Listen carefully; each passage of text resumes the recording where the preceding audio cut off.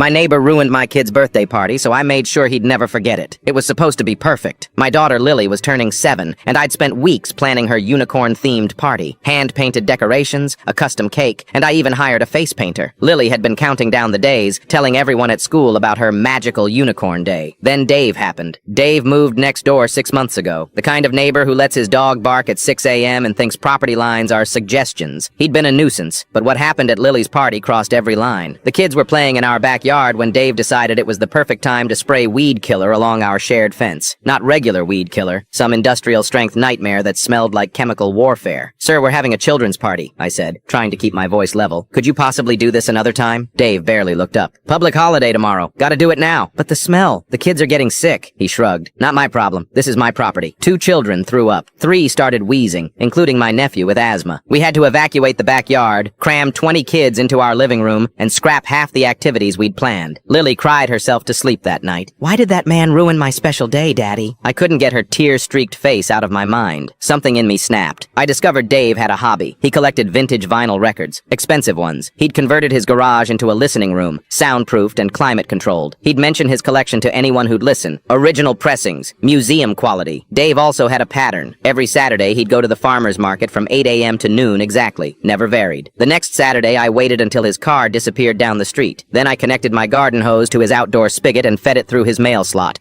just enough to create a slow trickle. I left it running for exactly 20 minutes, then removed it without a trace. Not enough to flood his house, just enough to raise the humidity to record destroying levels in his precious climate-controlled room. I went about my day, grilled some burgers, played catch with Lily, normal Saturday stuff. The scream that came from Dave's house around 5 p.m. was something I'll never forget. Pure anguish. He burst out his front door, clutching warped vinyl records in both hands, face contorted with rage and despair. "Ruined! They're all ruined!" he wailed, falling to his knees on his lawn. I walked over, burger in hand. "Everything okay, Dave? My records, my collection. The humidity control failed somehow. 30 years of collecting, gone." His voice cracked, and for a second I almost felt bad. Then I remembered Lily's birthday, her tears. "That's terrible," I said, taking a bite of my burger. "Must be devastating to have something you care about destroyed by someone else's thoughtlessness." His eyes narrowed slightly. "What's that supposed to mean?" I shrugged. "Nothing. Just saying, when something special gets ruined, it's not something you forget." The color drained from his face as understanding dawned. You did this? Did what?" "I'm just enjoying my Saturday, Dave, just like you were enjoying your day when you sprayed chemicals all over my daughter's birthday party." I turned to walk away, then stopped. "By the way, Lily's having a makeup party next weekend. Would be a shame if anything disrupted it." He never bothered us again. In fact, he put his house up for sale 3 months later.